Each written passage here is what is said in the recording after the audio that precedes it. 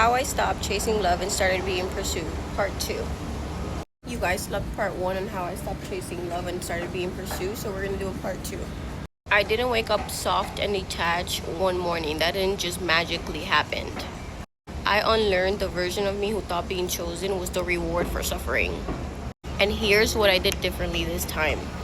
Number 1, I stopped performing worthiness. I used to talk about my goals, my values, my hustle, my heart, hoping he see my value. Now I embody my value. My value is nonverbal. For example, when a man says, "What are you looking for?" I say peace, partnership, and provision. Anything less drains me. And then I will wait to see his reaction, see what he says. His reaction lets me know everything I need to know. Number 2, I stopped mistaking intensity for intimacy. The late night deep talk, trauma bond energy, that's not depth, that's adrenaline. For example, if we trauma dump before we even share values, I pull back. Because real intimacy builds slowly, it's calm, not chaotic. And on top of that, you don't want to meet people. People knowing about you, all of you in your life should be slowly. That's not something you're exposing first 3 dates or even our first few months into the relationship or meeting someone. Why are you trauma dumping on people? Stop. Certain things are meant to be shared, certain things are meant to be kept to yourself for you to know and for you to move on from that. You don't have to share everything every time, especially trauma dumping. If it's irrelevant, why are we even discussing it? The past is in the past. Leave it alone. You don't have to overshare everything. Number 3, I learned to leave mid-sentence. No closure, no essay, no goodbye paragraphs, just self-respect. For example, he started breadcrumbing again. I didn't argue. I simply stopped replying. The conversation ends when the effort ends. Because as a feminine lady, I'm not going to step up for him. He needs to show me the effort and I will show interest back to his efforts. Number 4, I let desires and standards coexist. Because I can want you, but I still require structure. For example, when I like someone but he only FaceTime me after midnight, I would say, "You're fun to talk to, but I'll be asleep by then. Let me know when you can call earlier." You see, that's a boundary. You didn't have to get crazy. You didn't have to get loud. You didn't have to go all emotional, extra carousals.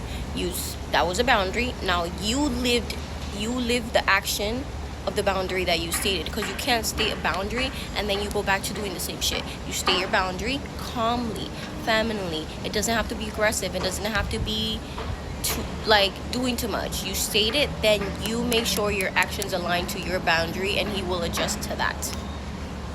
He will either adjust or he will evaporate. Both outcomes will serve you. Number 5, I started treating peace like luxury because it is.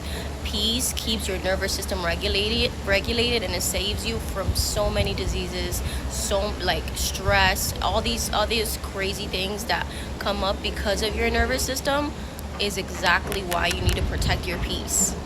For example, he made me feel anxious, confused, or small. I didn't analyze it. I exited. Bye-bye. Peace. Sayonara. My new question was, would my new healed self version feel safe here? Because remember, that's what you need to feel, safety. And also when it comes to anxiousness, you have to also realize sometimes the anxiousness can come from yourself, especially if you're anxiously attached, or you have to be able to have that discernment of where the anxiety is coming from, either from the person or you're causing the anxiety your own self, because sometimes we're the ones causing our own anxiety.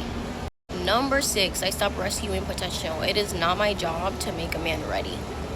For example, he just needs time turned into he just needs someone else, because I'm not building men. I'm building me. I'm growing me.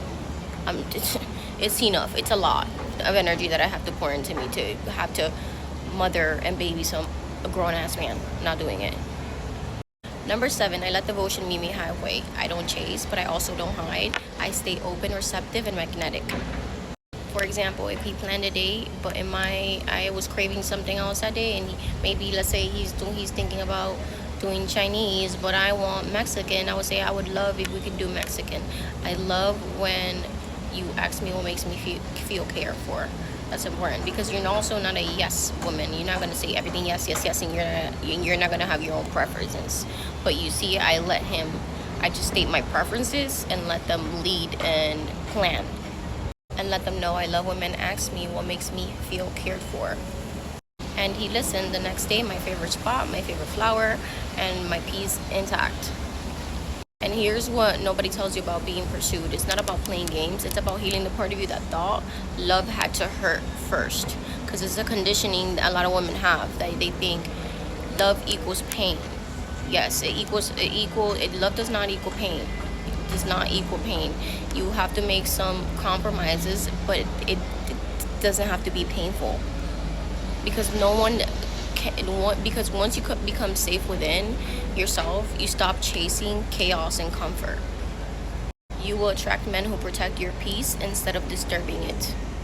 And if you're ready to actually live this, and you're ready for a reset in your standards, a reset in your self-worth, and a reset in your magnetic, soft feminine power, this is exactly what I teach inside the Feminine Reset.